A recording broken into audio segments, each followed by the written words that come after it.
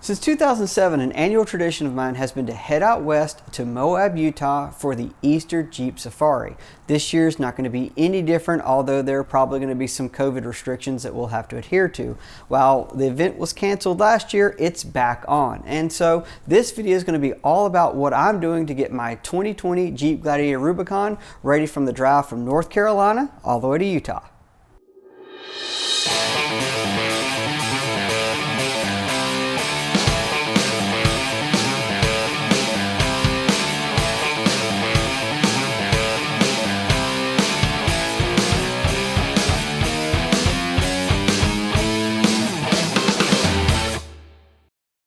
Now, when we last left off with my Gladiator build, it was running a 1-inch TerraFlex budget boost little spacer up top and a 1-inch bump stop. Now, I was using a 37 by 1250 Nitro Trail Grappler on an AEV Bora dual sport wheel with that setup, and it worked really well.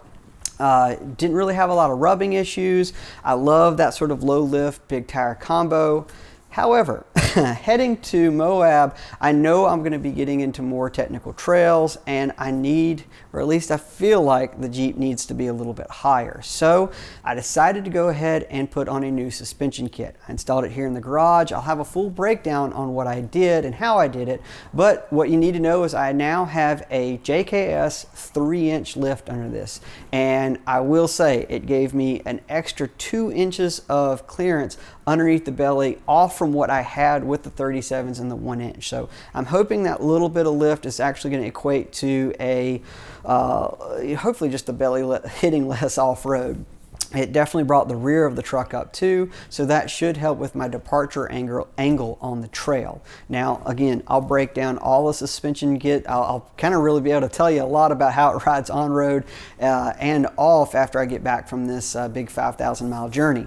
So, now, the next big thing that actually was done just before I installed the lift kit here in the garage is I took the Jeep up to low range 4x4 here in Wilmington, NC for new differential gears. While the 410s and 37s with the V6 and automatic combo isn't terrible, I knew heading to the elevation that we were going to and being on the highway at the speeds we were going to, it just wasn't going to hold the overdrive gears. I didn't want that, and so I decided to go ahead and invest in a set of Nitro 488 differential gears. I'll give you my full review and breakdown of RPMs and everything very soon, but what I'll say out of the gate is I'm very happy with where the power is now, and I look forward to seeing how this thing is going to keep overdrive on the highway when we get into big elevation, and seeing really how well it's going to do off-road. Now, I've already got over 700 miles on these gears, so they've already been broken in, diff oil change, so I'm going to be able to hit Moab and not have to worry about that too much. So that's going to be a big deal. Now, for people curious, what am I going to do with my spare? I know it's been something I've talked about a few times. While I sometimes will run my bed rack, that was the original one I had sort of modified from AA Products so I could put my rooftop tent and stuff in the back.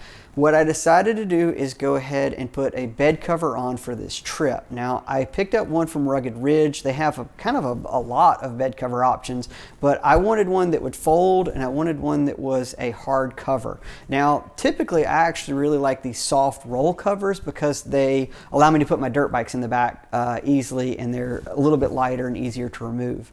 For this trip, given that I am going to put so much gear in the back of the Gladiator, from tools and air compressors and even stuff for my camera setup, I wanted something a little bit safer. Again, I'm going to be driving this thing across country with my dad. We're going to be stopping at hotels, and unfortunately, you got to have that thing in the back of your mind, somebody might steal your stuff, which is such a bummer. I feel like my parents' generation didn't think about that as much, but here we are, and it's like I gotta lock everything because somebody might take something. So at the end of the day, it is what it is. I've got this cover, and I like some of the features on it. And the reason I got this cover, it's got these little prop rods in the back that keep the cover sort of upright so you can easily access your gear. I've got the tire strapped in the back and I have a bunch of gear around it, so I like that. I'll have a full breakdown on, you know, sort of how this cover works and weather sealing and all that stuff very soon. But if you notice there's something different, yeah, well, I definitely put a cover on the back, and you know, it was more for security than anything else. Some few smaller mods that I've done. One of the things that I noticed immediately when I lifted it is, it's taller, so it's a little harder to get in and out of. And what was happening, my wife, myself, basically anybody that was getting in the Jeep, were stepping on the seals and they're scratching the seals getting in and out.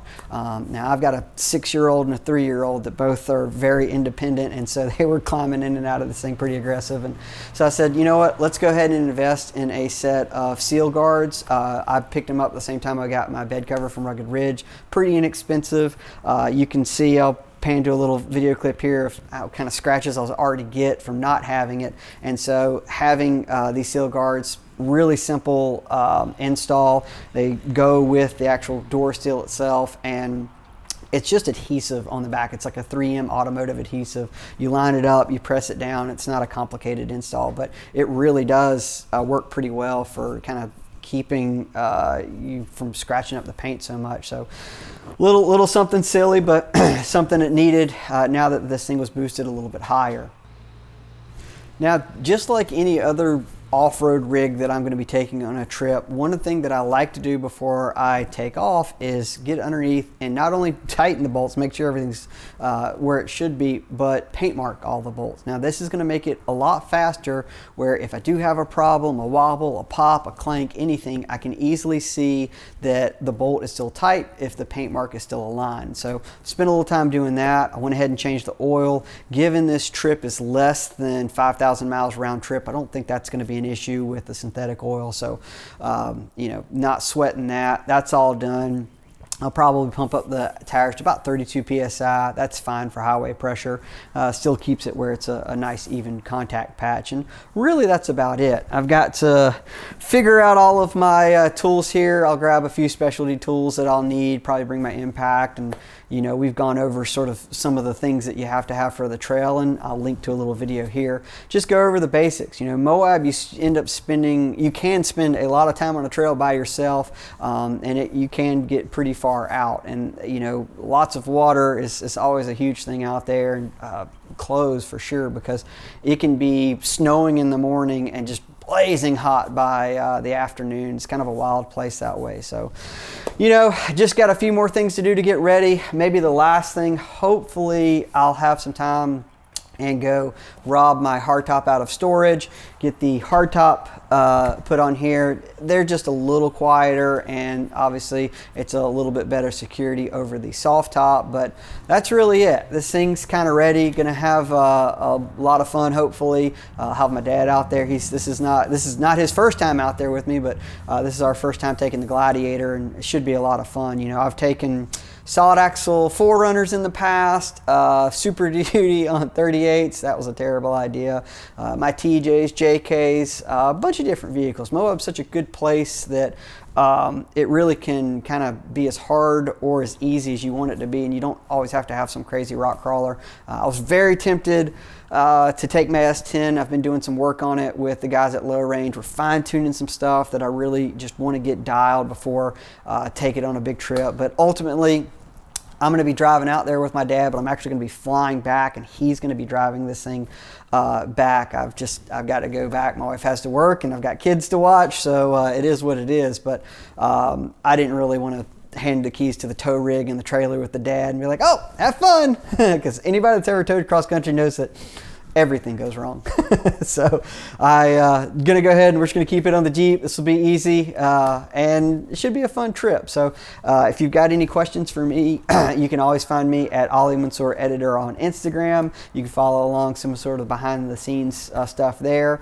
Please like, subscribe, get the little bell, ring it so you know when these videos are going to come up. Got a lot of cool stuff lined up for Moab, and we'll have some really good in-depth reviews on everything that I've been doing to this Jeep. So hope you guys are staying safe, and hopefully see some of you guys in Moab very soon. Bye-bye.